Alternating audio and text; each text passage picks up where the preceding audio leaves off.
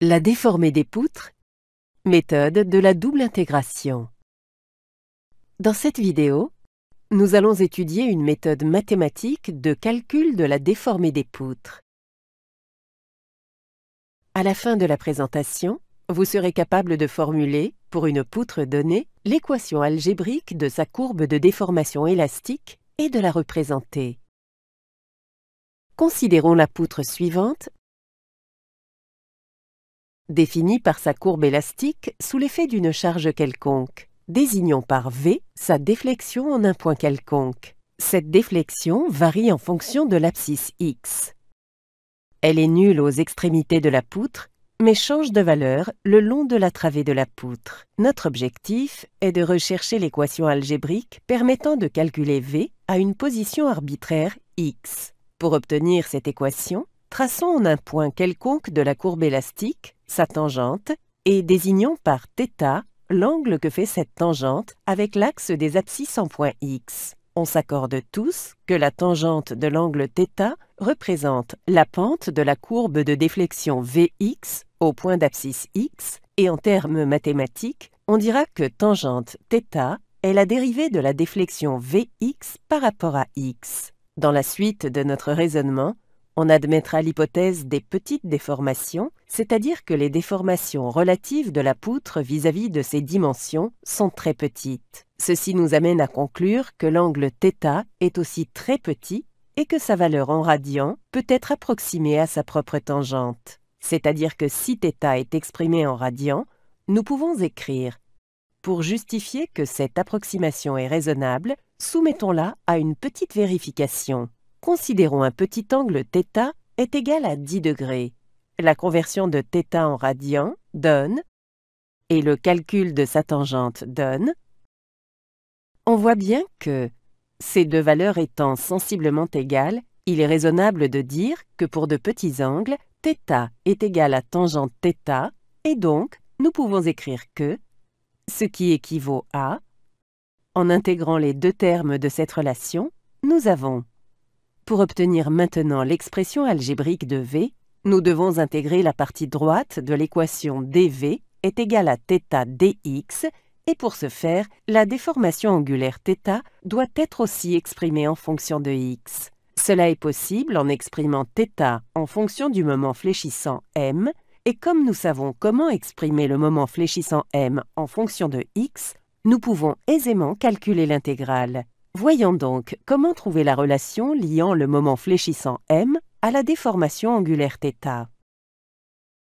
Quand une poutre est soumise à la flexion, ses fibres supérieures de la comprimée, pendant que ses fibres intérieures sont tendues. Plus précisément, les fibres externes ne sont pas les seules à subir ces déformations, mais la quasi-totalité des fibres à l'intérieur de la poutre se déforme.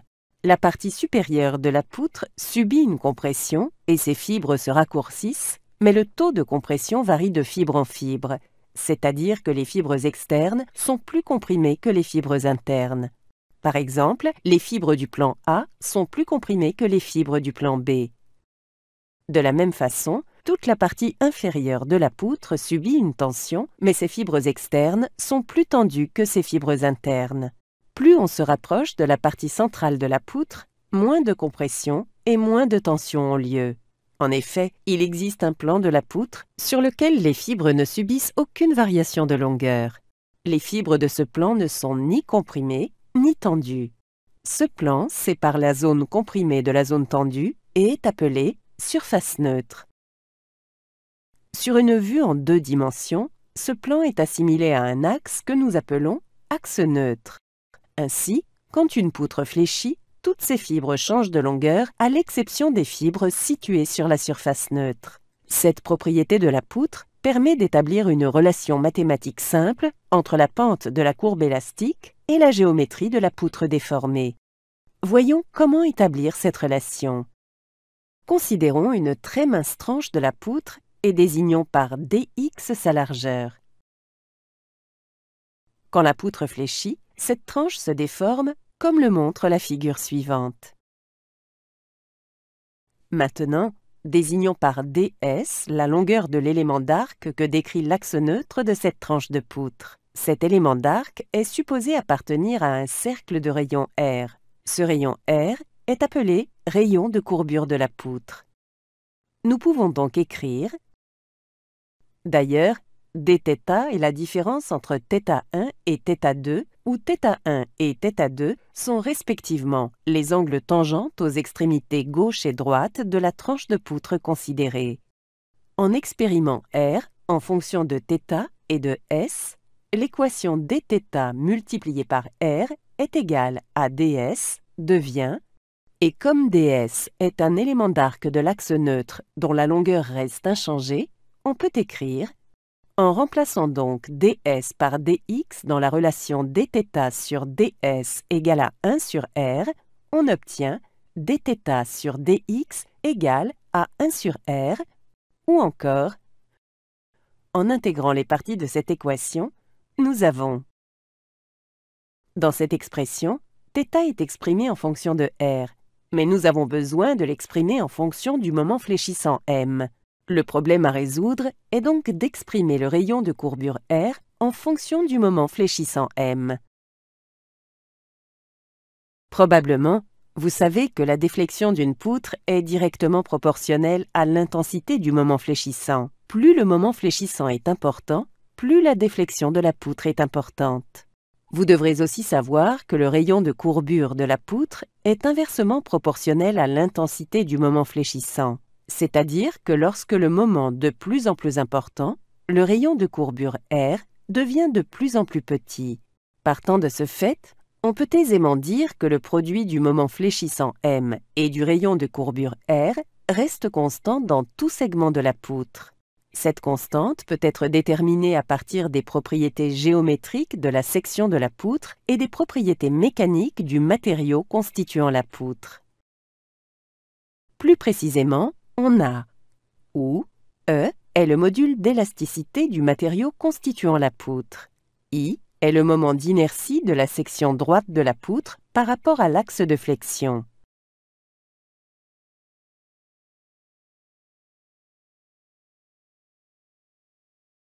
En réarrangeant cette équation, on obtient l'équation 1 divisée par R égale à M divisé par EI qui définit la relation entre R et M.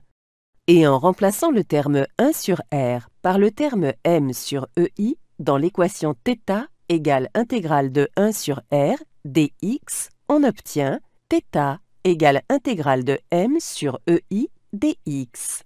Et comme V est égal à l'intégrale de θ dx, nous pouvons écrire soit. Voilà donc l'équation qui nous permet de calculer la valeur de la déflexion en un point arbitraire x de la poutre. Cette équation prend une forme algébrique lorsque nous l'appliquons à une poutre. Maintenant, appliquons-la à quelques exemples. Considérons une poutre console soumise à une charge concentrée P appliquée à son extrémité libre. La longueur de la poutre est L. Nous voulons formuler l'équation de la déformée de la poutre. Nous allons considérer que la poutre a une section droite uniforme sur toute sa longueur. Nous allons également considérer que la poutre est faite d'un matériau dont le module d'élasticité E est constant. Pour aboutir à l'équation de la déformée de cette poutre, nous devons dans un premier temps trouver l'équation algébrique du moment fléchissant M le long de la poutre, ce qui nous permettra par la suite de résoudre l'intégrale. Les réactions à l'appui de la poutre sont une force de cisaillement P et un moment fléchissant PL, toutes deux à l'encastrement. L'équation DE du moment fléchissant de la poutre est donc, si vous n'êtes pas sûr de comment cette équation a été obtenue, veuillez bien suivre la leçon SA07. Procédons alors à l'étape de la double intégration. Dans le cas présent, nous avons juste besoin d'intégrer M étant donné que E et I sont constants. On a donc, et intégrant l'expression mx égale px moins pl, nous avons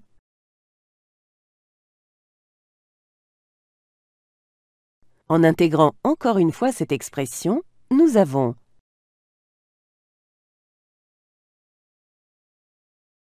C1 et C2 sont des constantes d'intégration et peuvent être déterminées en utilisant les conditions aux limites.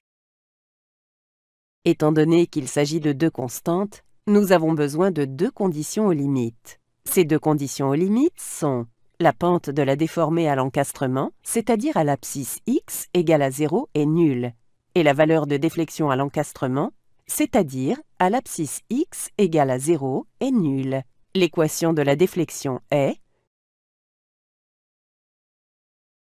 celle de la déformation angulaire est obtenue en dérivant l'expression de la déformée v de x par rapport à x. On a alors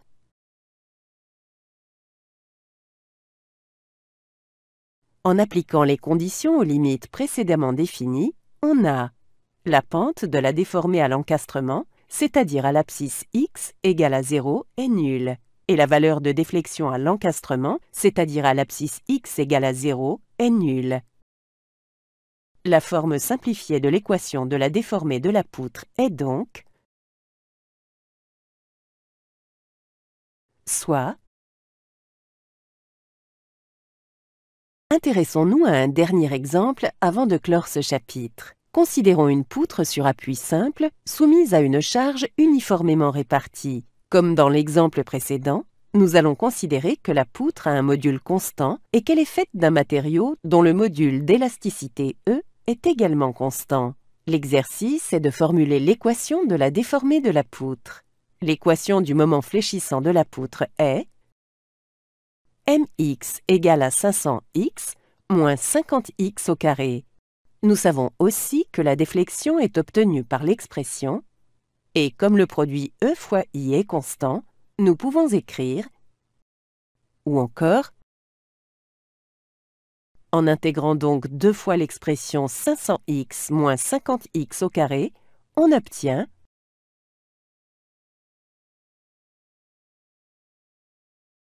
pour déterminer les constantes d'intégration C1 et C2, nous avons besoin de deux conditions aux limites qui sont la valeur de la déflexion à l'appui rouleau, à gauche, c'est-à-dire à l'abscisse x égale à 0, est nulle.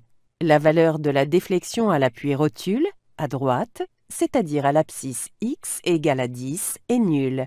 En appliquant ces deux conditions aux limites, nous avons, en remplaçant C1 et C2 par les valeurs, on a soit. Cette équation a plusieurs utilités. Elle peut être utilisée pour calculer la déflexion de la poutre à un point arbitraire x. Elle peut être utilisée pour déterminer le point de déflexion maximum dans la poutre. Elle peut être aussi utilisée pour tracer la courbe de la déformée de la poutre.